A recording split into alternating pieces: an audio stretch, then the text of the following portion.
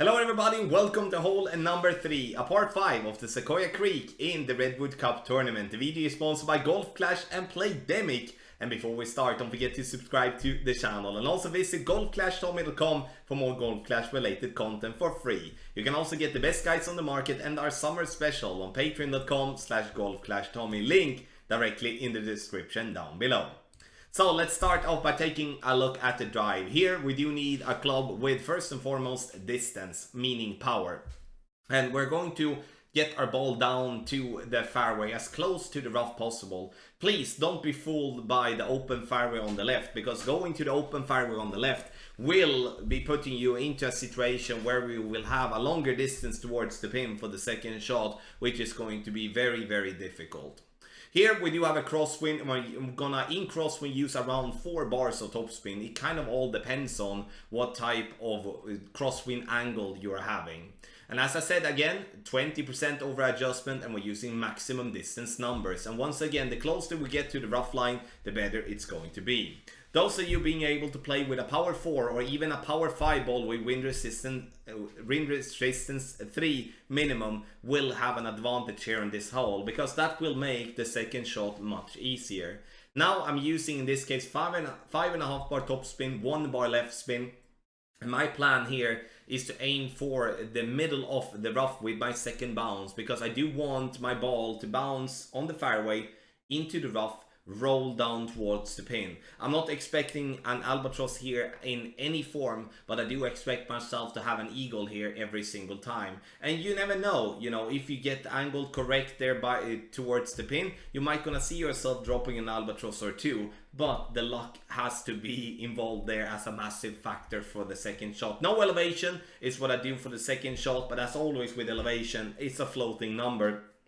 If your adjustment plays better with a different elevation, use that. But following the second shot to bounce into the rough, no elevation is the play here for hole number 3.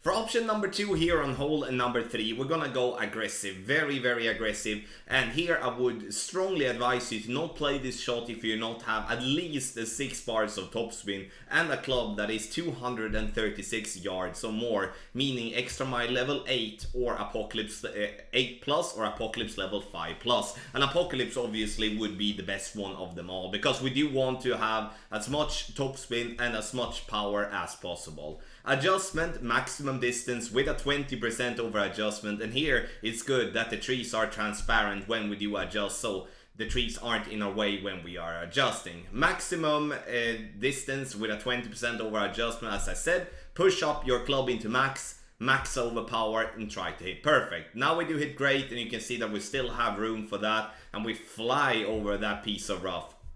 Obviously this is an Apocalypse level 8, and therefore you have more topspin with that as well. But no matter what though, if you reach over there, you will get yourself into a long iron position. Here I'm first looking for if there is any consistent spot for the rough bump, but it does seem to get myself to find any consistent spot, and it kind of glitch around there on the rough no matter where I am. So I decide to just go with a normal shot, using a little backspin, a little side spin, ball guideline to the hole. And here I do play 13 rings, which is approximately 65% club with 20% over adjustment with the B52 level 8. Obviously now you can see I play with higher level clubs, and obviously the approach shot doesn't need to be higher level clubs to be able to do well. But in my opinion, if we do have a wind, like a tailwind, that allows us to go over the water and the rough, then I would strongly advise you to do so, because then you will get an opportunity for an albatross. If we do play the more safe route, then we are playing that purely to get an eagle, and that's at least in my opinion. Berserker ball, very valuable. We have plenty of different power 4 with less wind resistance, or power 5 as well with higher wind resistance that we can use. So use the best ball that suits your bag, and then just full blast and let's go with it. The video here is sponsored by Golf Clash and Playdemic. Thank you so much everybody for watching, and good luck in your Golf Clash game.